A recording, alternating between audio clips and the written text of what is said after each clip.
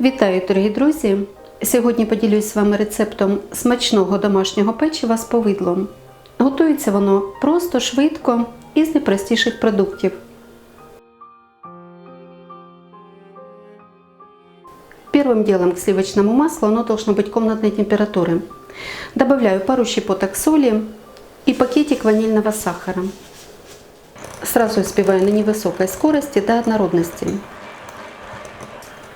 Потом увеличу до 4 из 5 возможных и буду взбивать до легкой пышности и посветления. О продуктах я буду рассказывать в процессе приготовления теста, а точное их количество укажу в рецепте. Найдете его под видео в описании. Вот такое должно получиться масло. Легкое, светлое и пышное. Можно добавлять сахарную пудру. Сахарную пудру не заменяйте сахаром, даже мелким. Вы долго будете взбивать до его растворения, даже с добавлением кефира придется взбивать дольше, чем с сахарной пудрой. Пудра обязательно должна быть просеяна. Она очень хватает влагу при хранении, прессуется. И эти комочки могут так и остаться в тесте. Начинаю взбивать также на низкой скорости, чтобы пудра не поднималась в воздух. И как только она полностью соединилась с маслом, увеличиваю до 4 из 5 возможных. Мощность моего миксера 450 Вт. Если у вас более мощный, скорость может быть ниже. И наоборот, если послабее, то включайте максимальную. Я вам каждый раз не показываю, но почаще зачищайте миску, собирайте все со стенок, поднимайте с донышка и продолжайте взбивать. Так взобьются продукты быстрее. Вот теперь можно добавлять кефир. Он тоже должен быть комнатной температуры, как и все остальные продукты. Жирность его 2,5 или 3,2. Не берите обезжиренный. Добавляю небольшими порциями. Поделю где-то на 4 или 5 приемов. И каждую порцию взбиваю до полного соединения с масляно-сахарной массой. С кефиром она становится полегче, взбивается быстрее. Все хорошо взбилось. Выключаю миксер. Вот такая должна получиться масса. Очень напоминает крем. Однородная, пышная. Можно добавлять муку. Я ее уже просеяла, но просею еще раз вместе с содой. Понадобится ее 2 грамма. Гасить ее предварительно не надо. В тесте есть кефир. Для соды это кислая среда, и она в нем обязательно погасится. Вы не почувствуете ни запаха, ни вкуса. Только берите ее не больше нормы. Высыпаю на муку, перемешиваю и просеиваю.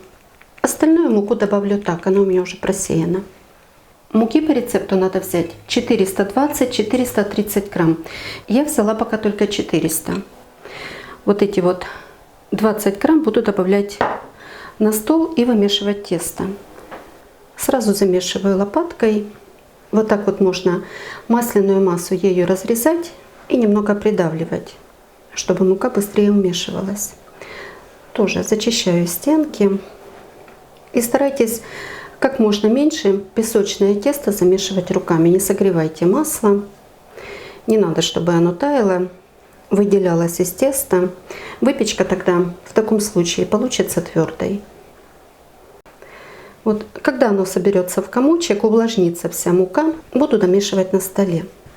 Смотрите, как это быстро происходит. Не замешивайте долго, не развивайте клейковину муки. И не берите для песочного теста муку с высоким белком.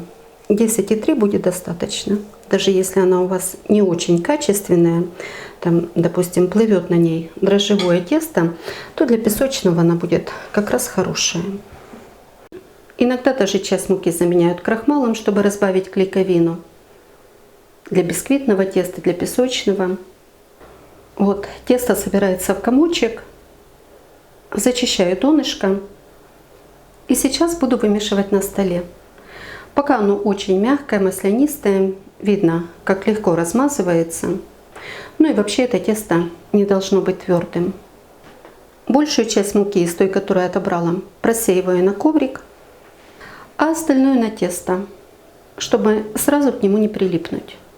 Обваливаю муки И вымешиваем, складываем и слегка придавливаем. Не давите его очень сильно, не продавливайте до самого коврика.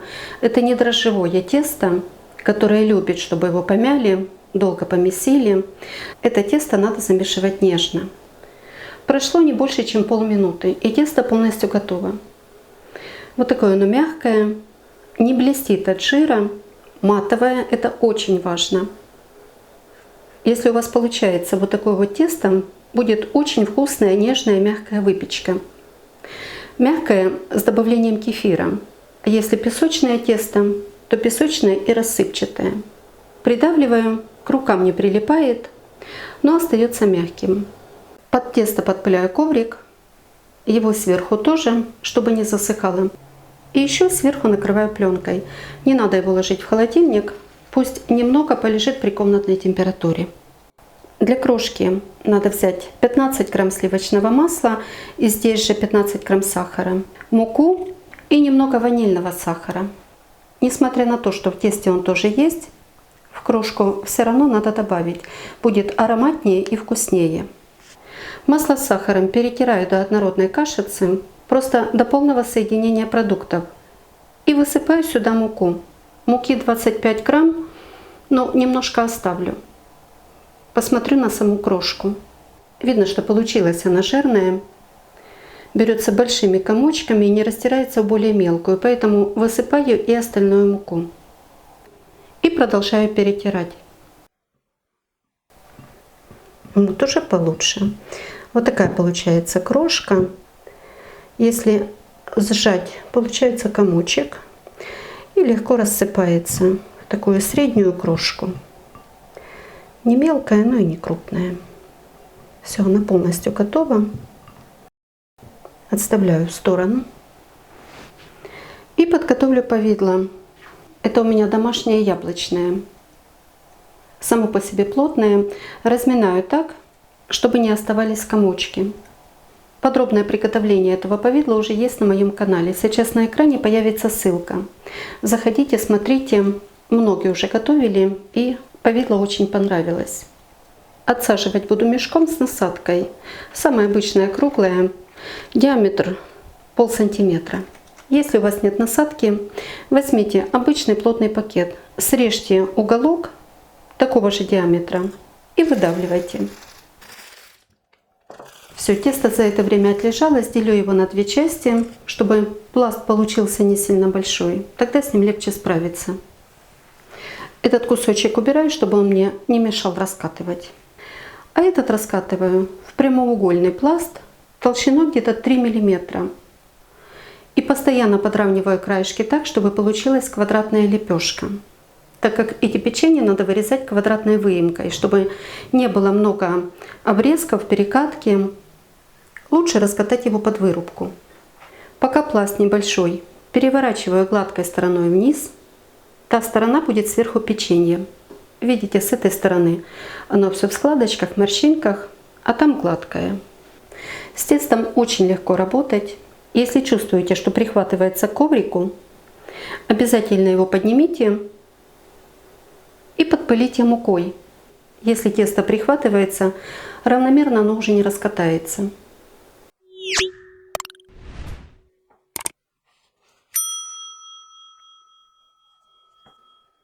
Вот теперь можно выдавливать печенье. У меня вот такая вот вырубка, сторона 7 сантиметров. Этого размера для печенья будет достаточно. Макаю муку, стряхиваю и выдавливаю так, чтобы между печеньем оставалось как можно меньше теста. Вот этот квадрат рассчитан на 4 ряда по 4 печенья. Сразу убираю обрезки. Смотрите, какое тесто эластичное. И перекладываю эти печенюшки на подготовленный лист с пергаментной бумагой. Можно сделать еще легче. Если у вас есть фигурный нож, просто нарезайте его на квадраты. Можно даже и обычным. Но хочется, чтобы печенье было красивым. Даже для того, чтобы тесто легко снималось с коврика, следите, чтобы оно при раскатке к нему не прихватывалось. Так, эти обрезки без муки вымешиваю до однородности. И точно так же раскатываю толщиной до 3 мм и вырезаю квадратики. Долго месить не надо, вот так вот однородное тесто подпыляю и раскатываю, только уже не в квадрат, так как теста мало, а в прямоугольник, насколько его тут хватит, на 2 или на 3 формы. А эти обрезки уже раскатаю со следующим. Можно выдавливать повидло, и выдавливаю на один уголок, чтобы вторым можно было закрыть. Много повидла не надо, печенье само по себе маленькое, и этой порции будет достаточно.